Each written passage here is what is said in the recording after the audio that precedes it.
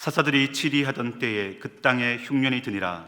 유다 베들레헴의 한 사람이 그의 아내와 두 아들을 데리고 모압 지방에 가서 거류하였는데 그 사람의 이름은 엘리멜렉이요 그의 아내의 이름은 나오미요 그의 두 아들의 이름은 말론과 기련이니 유다 베들레헴 에브라 사람이더라.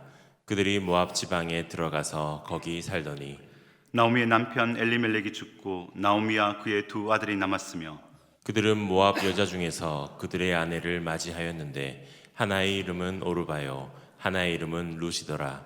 그들이 거기에 거주한 지 10년쯤에 같이 읽겠습니다.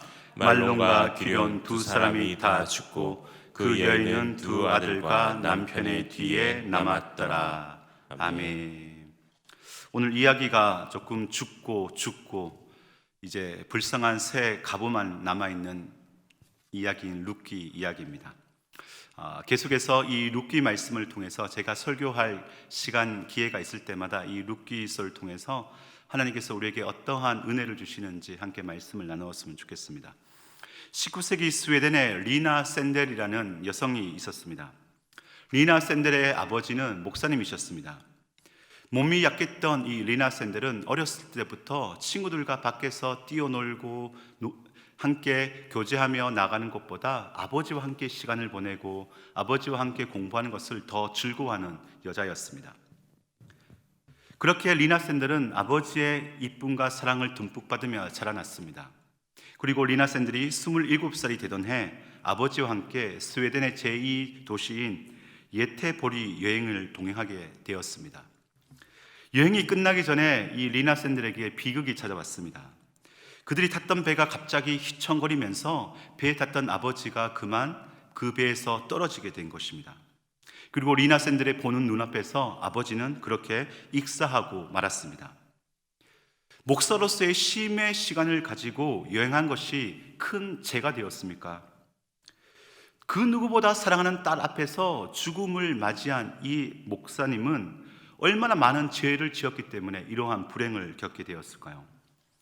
아버지와 친밀한 관계를 가지고 함께 열심히 교회를 섬기며 아버지를 도운 리나 샌델에게 이런 고난은 합당한 것입니까? 우리는 이러한 이해할 수 없는 문제와 고난이 찾아온다면 어떻게 살아야 할까요? 이런 상황 속에서도 우리는 여전히 믿음과 신앙을 지키며 하나님을 끝까지 신뢰하며 믿을 수 있을까요? 이 상황을 가지고 이스라엘 백성들의 상황을 살펴보았으면 좋겠습니다.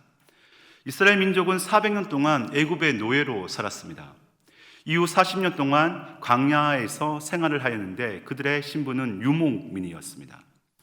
이후 가나안 땅에 정착하여서 처음으로 농사라는 것을 지어 보았습니다. 때에 따라 비가 온다면 농사 짓는 것은 할만합니다. 하지만 기근이 찾아와 비가 내리지 않는다면 그야말로 패닉 상태에 빠져들 것입니다. 이스라엘 백성들이 가나안 땅에 들어오고 싶어서 왔나요? 농사를 짓고 싶어 했습니까?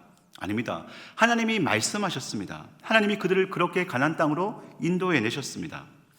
이스라엘 백성들은 하나님의 그 말씀에 반응을 하였을 뿐입니다. 그런데 그 땅에 흉년이 들었습니다. 1절 말씀 함께 읽어보도록 하겠습니다. 시작. 사사들이 치리하던 때에 그 땅에 흉년이 드니라.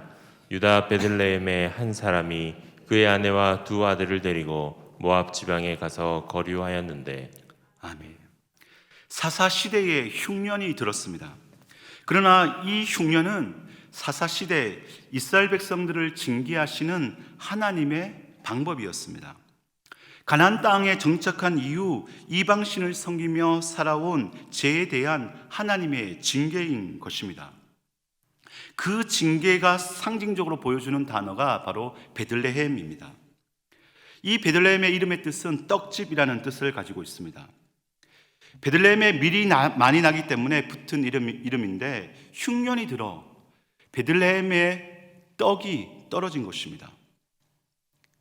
떡집인 이름의 뜻을 가진 그 베들레헴에 역설적으로 떡이 없어진 것입니다. 흉년이 찾아온 것입니다. 왜일까요? 바로 하나님 앞에 죄를 지었기 때문입니다.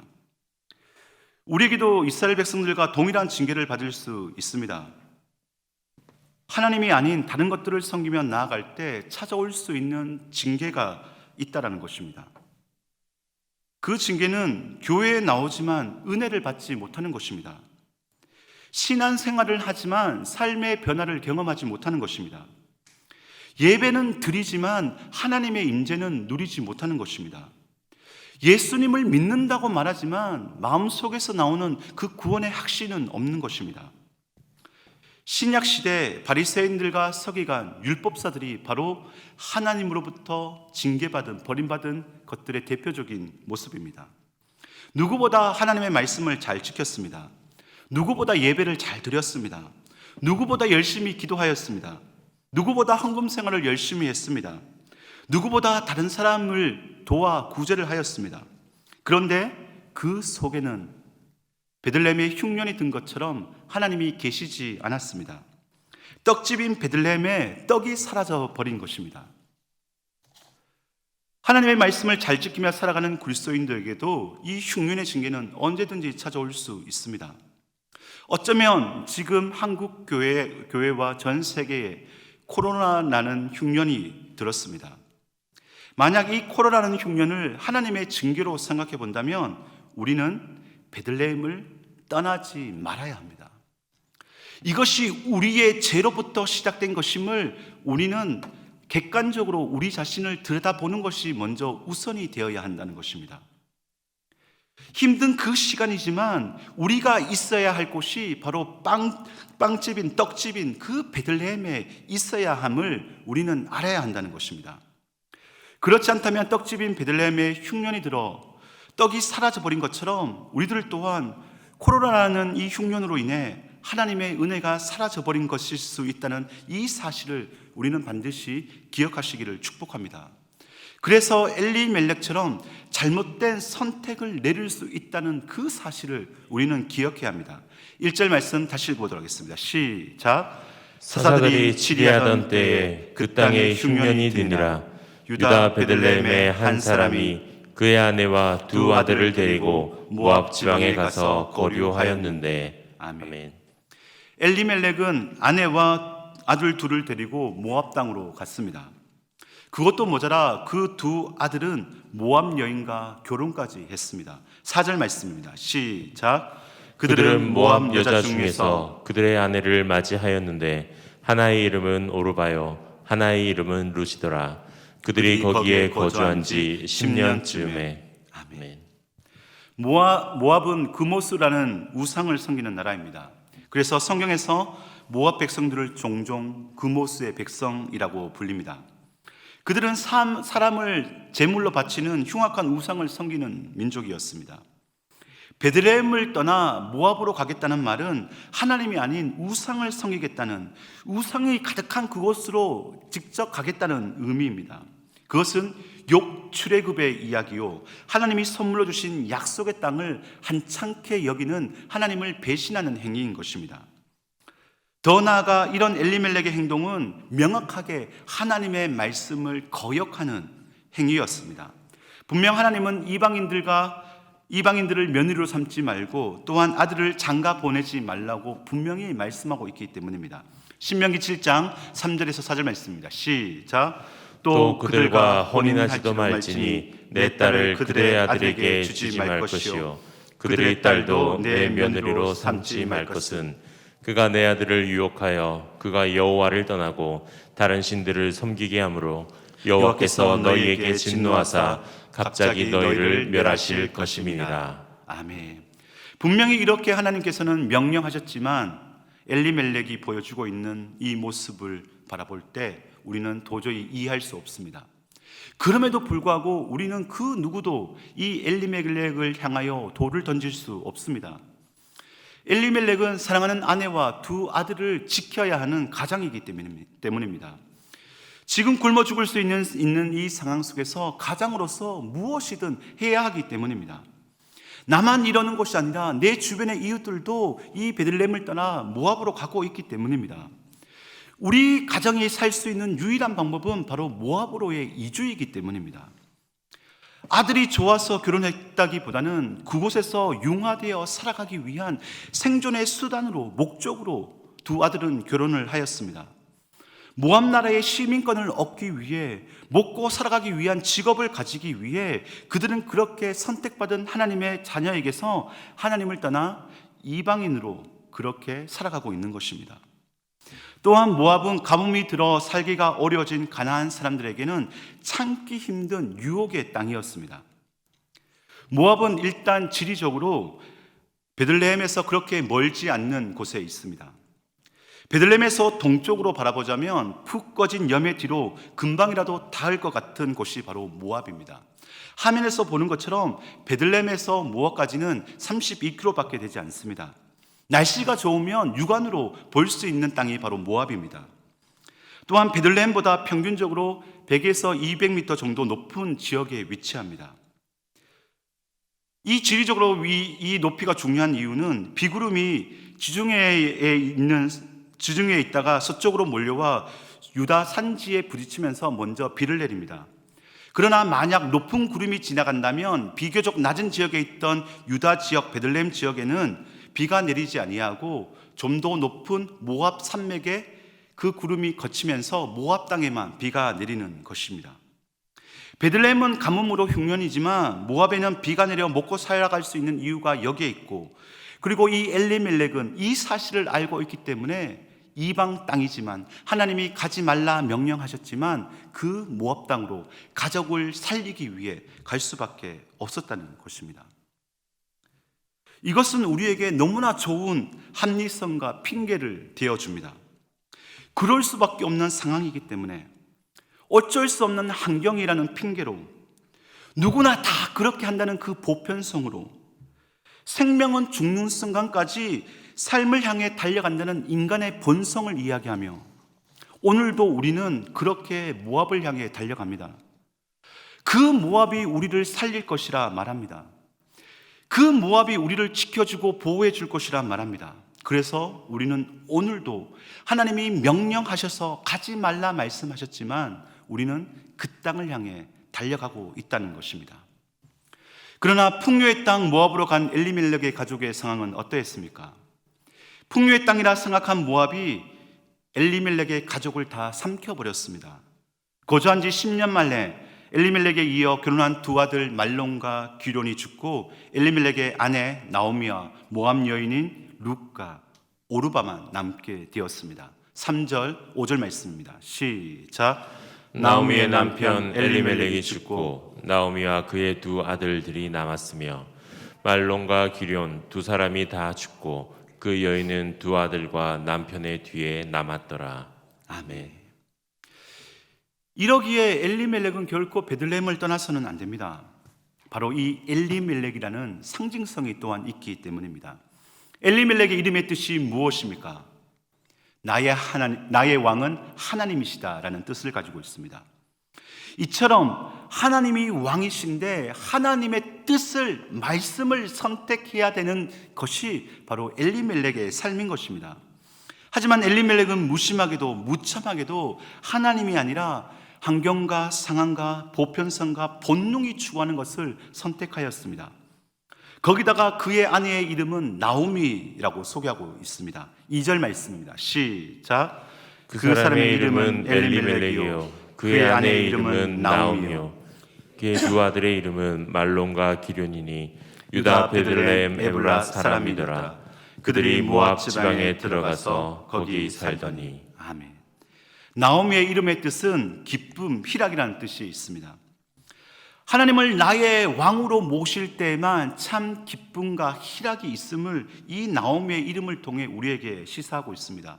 그런데 이 부부는 이 이름의 뜻과는 정반대로 행동하고 있습니다. 내 생각이 곧 나의 기쁨이라는 삶의 모습으로 나아가고 있다는 것입니다.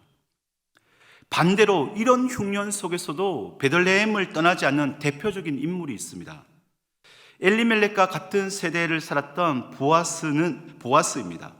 보아스는 살몬의 아들인데 살몬은 라합 기생 라합의 남편입니다. 즉 그의 아버지 살몬의 세대에 가나안 땅에 들어와 정착하게 된 것입니다. 애굽에서 나와 험난한 강연을 지나 어렵게 정복 전쟁을 통해 이스라엘 백성들은 겨우 가나안 땅에 정착했습니다. 다음에 이야기하겠지만 보아스는 흉년이 와도 그 부모로부터 손주로부터 하나님으로부터 약속받은 그 땅을 결코 떠나지 않았습니다. 힘든 그 흉년의 10년의 시간 속에서도 끝까지 그 땅을 지키었을 때 보아스는 베들레헴에서 많은 땅을 소유할 수 있었고 가난한 자들을 위하여 기꺼이 자신의 것을 나누어 줄 수 있는 유력한 자로 세워질 수 있게 되었습니다.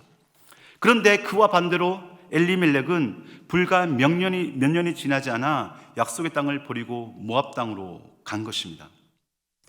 나의 왕이 하나님이심을 고백하며 살아가지 않는 자의 삶이 바로 이렇습니다. 언제나 우리를 지켜줄 수 있다고 생각하는 보호자를 찾아 떠날 수밖에 없습니다. 모압이라는 풍요로운 삶을 찾아서 롯이 선택한 것처럼 소돔을 찾아 물이 넉넉한 그 소돔을 찾아서 나간 것처럼, 솔로몬이 그러한 것처럼 권력이 주는 그 달콤함을 찾아 나간 것처럼 우리는 오늘 또 보호자를 찾아 유리하는 인생이 될 수밖에 없습니다. 그 결과는 비참함이요, 그 결과는 죽음밖에 없음을 이 룻기 1장 1절부터 5절까지 우리에게 이야기해 주고 있는 것입니다. 그 결과로 남자는 다 죽고 새 가부만 남았습니다. 당시 남자 없이 여자들만 있는 집은 보호자가 없는 집과 마찬가지였습니다. 결국 이 세 가부는 다시 보호자를 찾기 위하여 떠나는 인생으로 전락할 수밖에 없었다는 것입니다.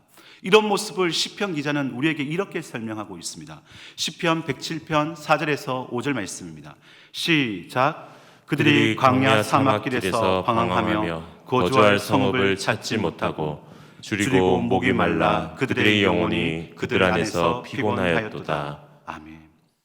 오늘도 보호자를 찾아 안전하게 거주할 성읍을 찾아 방황하며 유리할 수밖에 없는 우리들의 인생입니다. 줄이고 목이 말라 늘 피곤해질 수밖에 없는 것이 바로 하나님은 나의 왕이심을 고백하는 삶이 아니라 환경과 상황과 보편성과 우리의 본능을 쫓아서 내가 주인된 삶을 살아가는 자의 삶의 결과인 것입니다. 엘리멜렉처럼 흉년이란 강야를 피해서 갔다가 본인과 두 아들이 이방 여인과 결혼하였고 이방 땅에서 죽는 더 큰 강야를 만날 수밖에 없다는 것입니다. 지난 그 10년의 시간 동안 가정, 물질, 자식 등 이타적인 것보다는 이기적인 삶의 모습에 빠졌을 때 가장 소중한 것을 잃어버리는 경험을 바로 이 엘리멜렉의 가정은 경험한 것입니다. 한국은 코로나라는 큰 흉년에 빠졌습니다.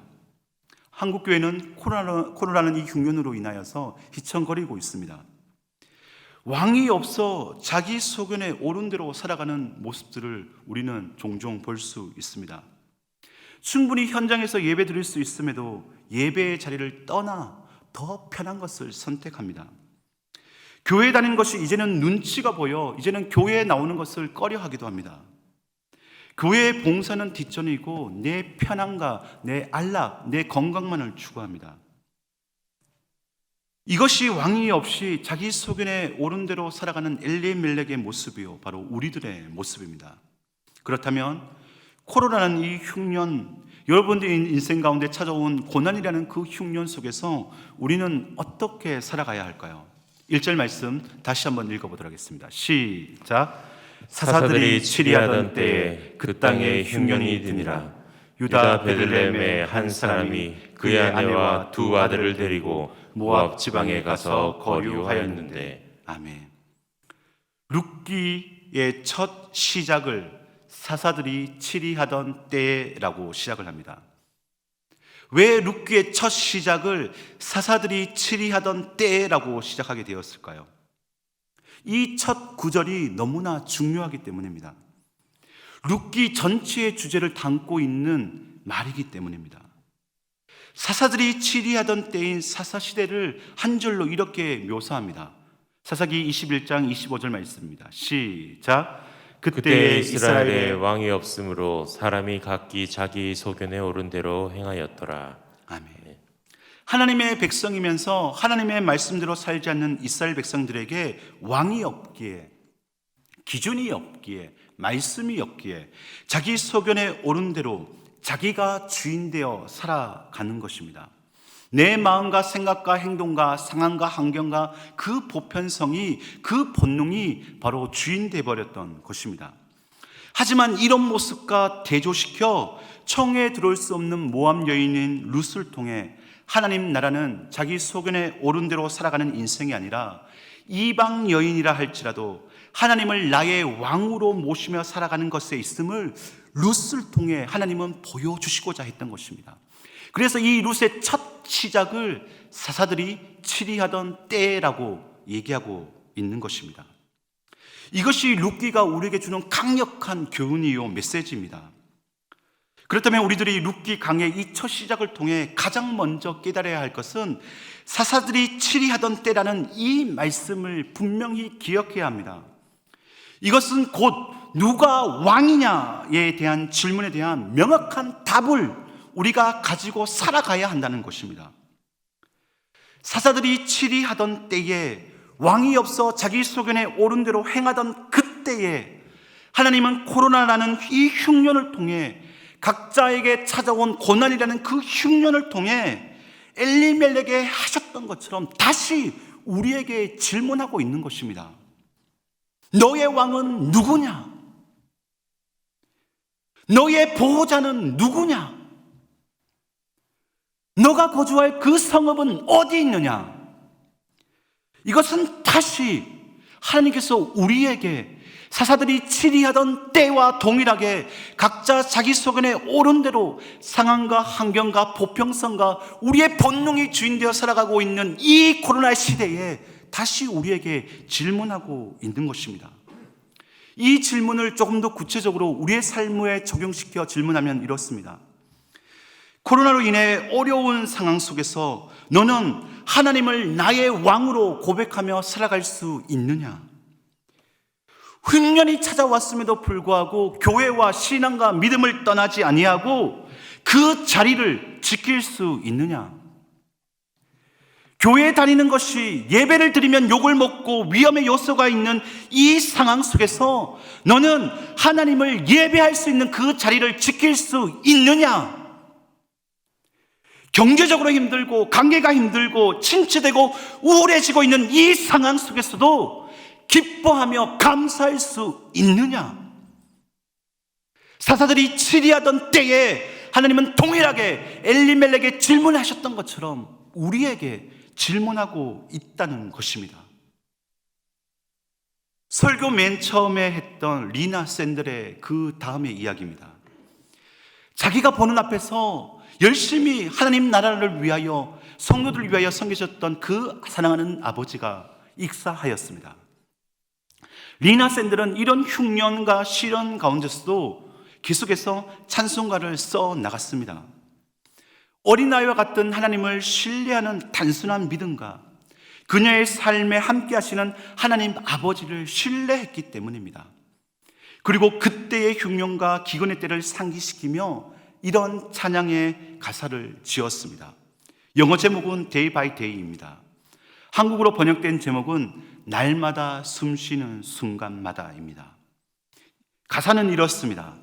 날마다 숨쉬는 순간마다 내 앞에 어려운 일 보내 주님 앞에 이 몸을 맡길 때 슬픔 없네 두려움 없네 주님의 그 자비로운 손길 항상 좋은 것 주시도다 사랑스레 아픔과 기쁨을 수고와 평화와 안식을 날마다 주님 내 곁에 계셔 자비로 날 감싸 주시네 주님 앞에 이 몸을 맡길 때 힘 주시네 위로함 주네 어린 나를 품에 안으시사 항상 평안함 주시도다 내가 살아 숨을 쉬는 동안 살피신다 약속하셨네 인생의 어려운 순간마다 주의 약속 생각해보네 내 맘속에 믿음 잃지 않고 말씀 속에 위로를 얻네 주님의 도우심 바라보며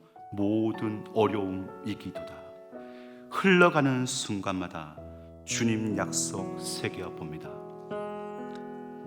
사사들이 치리하던 때와 동일하게 코로나라는 이 흉년으로 힘들고 어려운 상황을 우리는 여전히 살아가고 있습니다. 이 샌들처럼 아버지가 갑작스럽게 본 앞에서 죽어가는 상황이 있고, 자녀가 취직을 하지 못하여 우울증에 걸리며 그 모습을 지켜보던 부모는 아무것도 도움을 줄 수 없어 안타까워하는 마음으로 그 흉년의 시간을 보내는 분도 있습니다. 경제적 위기로 인하여서 남편을 실직하여 이제 자라고 있을 학원에 보내야 될 그 자녀를 보며 아무것도 해주지 못하는, 자신의 무능력을 탓하는 그 흉년의 시간을 보내는 부모님들도 있을 것입니다. 아니면 사랑하는 어머님이 예기치 않은 질병과 암으로 인하여서 고통 속에 있는 분들도 있을 것입니다. 사사들이 치리하던 그 때와 동일하게 누가 이 흉년의 때의 주인이냐? 하나님은 오늘도 우리에게 질문하십니다. 그렇다면 우리는 이 샌들처럼, 그녀의 이 고백처럼 동일하게 하나님만이 나의 주인이시오 왕이십니다. 하나님만이 나의 보호자이십니다. 하나님만이 나의 거주와의 성읍이십니다 라고 고백해야 될 줄 믿습니다. 그 믿음의 고백으로 함께 이 찬양을 하나님께 올려드렸으면 좋겠습니다.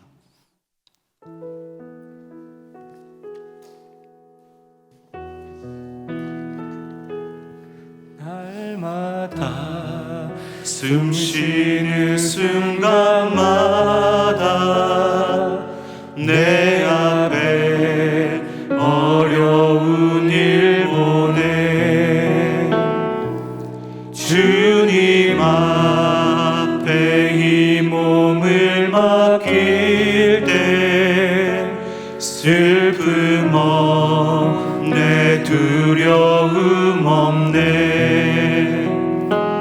주님의 그 자비로운 손길 항상 좋은 것 주시도다 사랑스레 아픔과 기쁨을 수고와 평화와 안식을 날마다 주님 내 곁에 계셔 자비로 날 감싸 주시네 주님 앞에 이 몸을 맡길 때 힘 주시네 위로함 주네 어린 날의 품에 안을 씻사 항상 평안함 주시도다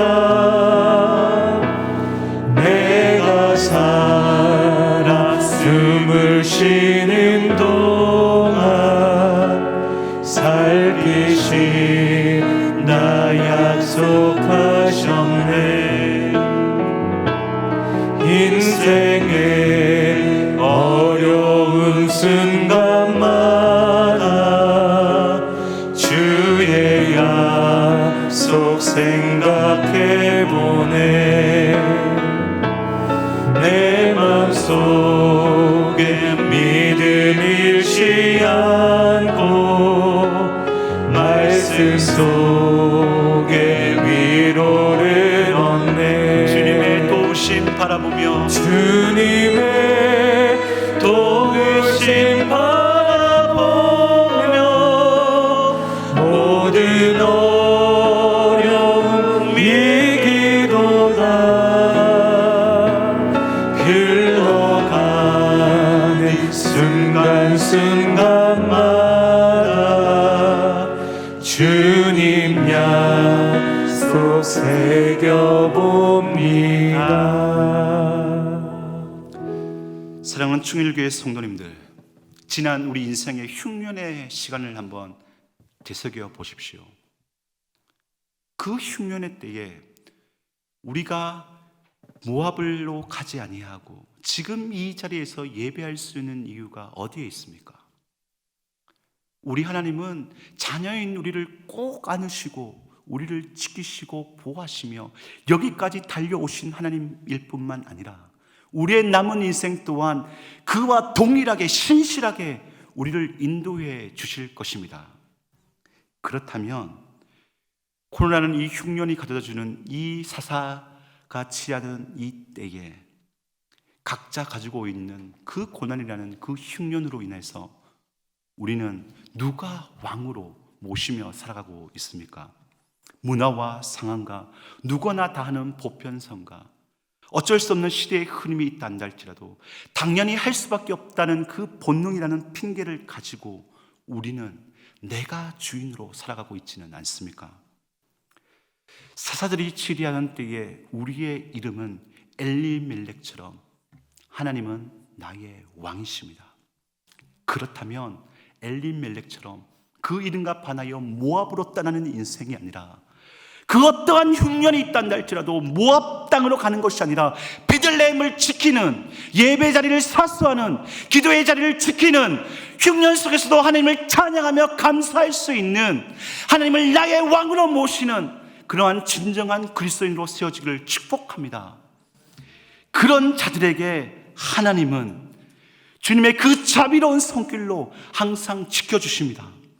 어린 날을 항상 품에 안으시고 평안함을 주십니다. 그리고 하나님은 반드시 우리를 돌보아 주십니다. 룻기 1장 6절 말씀입니다. 시작. 그 여인이 모압 지방에서 여호와께서 자기 백성을 돌보시사 그들에게 양식을 주셨다 함을 듣고 이에 두 며느리와 함께 일어나 모압 지방에서 돌아오려 하여. 아멘. 여호와께서 자기 백성을 돌보시사, 여호와께서 자기 백성을 돌보시사, 우리 하나님 반드시 우리를 돌보아 주십니다. 이 돌보심의 은혜가 어떠한지는 다음에 룻기 강의 두 번째 시간을 통해 함께 나누도록 하겠습니다.